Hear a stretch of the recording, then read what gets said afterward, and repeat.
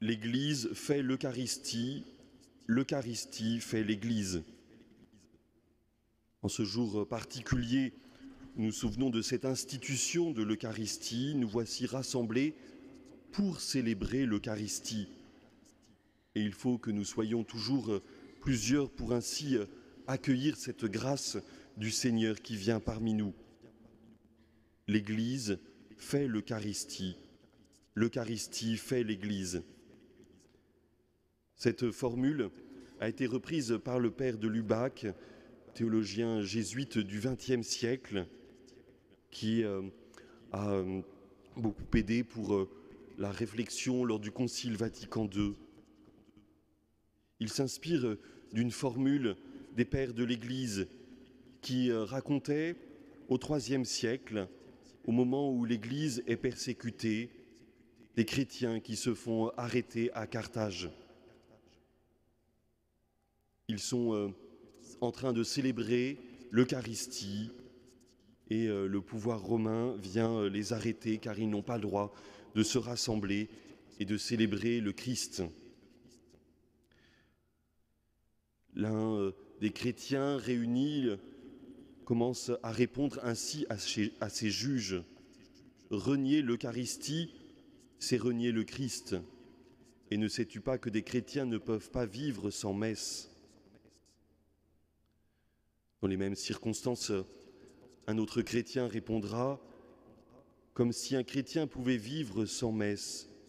Ne sais-tu pas que les chrétiens font la messe et que la messe fait les chrétiens et que l'un ne peut exister sans les autres ?» Ce sont donc des martyrs qui ainsi témoignent devant leurs juges de cette importance de l'Eucharistie. Une manière de se positionner devant les autres. Nous avons besoin de nous réunir pour accueillir le Seigneur, mais nous avons aussi besoin que le Seigneur vienne pour nous convertir et nous transformer. L'Église fait l'Eucharistie, l'Eucharistie fait l'Église.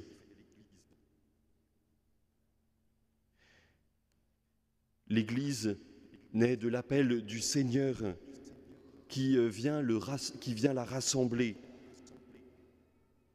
Ecclésia, qui en grec vient du verbe kaleo, appeler. Le Seigneur nous appelle parce qu'il veut se donner à nous. Incroyable mystère, non seulement Dieu veut que nous soyons ensemble, mais il a quelque chose à nous dire, il a quelque chose à vivre avec nous. Il veut se donner à chacun d'entre nous. C'est à la fois le geste qu'il pose et que nous donne Saint Jean dans ce lavement des pieds. C'est aussi ce geste que les autres évangélistes nous donnent et que Saint Paul nous donne aussi dans cette institution de l'Eucharistie. Le pain et le vin deviennent corps et sang du Christ. Jésus veut se donner à nous. Il y a donc cette présence de cette incarnation du Christ qui vient dans cette matière, dans ce pain et ce vin, être notre nourriture. Mais le but de notre rassemblement, ce n'est pas que le Seigneur soit là pour nous. Le but, c'est qu'il nous transforme. Le baptême, l'Eucharistie, la confirmation sont des sacrements qui expriment cet amour de Dieu qui vient pour nous, qui vient se manifester à nous et qui nous invite à nous convertir sans cesse. Le but de ces sacrements, c'est de nous transformer pour nous unir les uns avec les autres et être en union parfaite avec Dieu. Le corps du Christ se donne pour que nous formions davantage encore l'Église, appelée aussi corps du Christ. Et la véritable identité du Christ, c'est justement que nous soyons chacun ses membres. Pour nous identifier au Christ, pour nous porter les uns et les autres.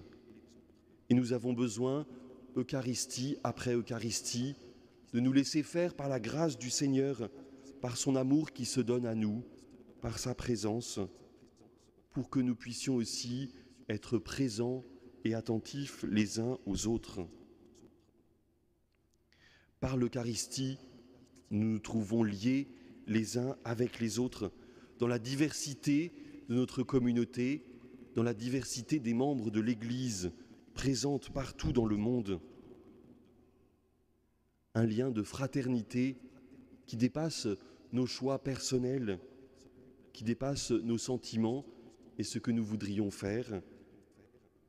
C'est le Seigneur qui vient nous transformer et qui nous ouvre à tous par son amour. Le Christ se fait réellement présent à nous pour nous rendre capables d'être présents les uns aux autres. Oui, nous nous voici rassemblés pour célébrer l'Eucharistie, nous voici aussi rassemblés pour laisser l'Eucharistie nous transformer et faire davantage de nous une Église, son corps, le corps du Christ. Alors frères et sœurs, en célébrant aujourd'hui ce grand mystère, demandons au Seigneur qu'il vienne nous aider à pouvoir rendre ce sacrement efficace, qu'il vienne transformer notre vie, transformer notre communauté, pour qu'elle soit davantage un signe d'amour. Saint Jean, en plaçant ce geste du lavement des pieds au cœur de ce dernier repas que Jésus partage avec ses disciples, nous invite à voir l'importance de la charité. Le Christ se fait serviteur pour que nous soyons nous aussi à notre tour serviteurs les uns des autres.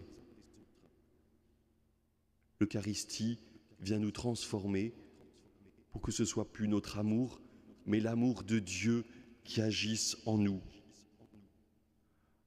Alors que dans les aliments que nous mangeons, ils sont transformés pour être transformés pour nous-mêmes, l'Eucharistie, c'est nous-mêmes qui sommes invités à être transformés par ce que nous mangeons, à devenir le corps du Christ. Amen.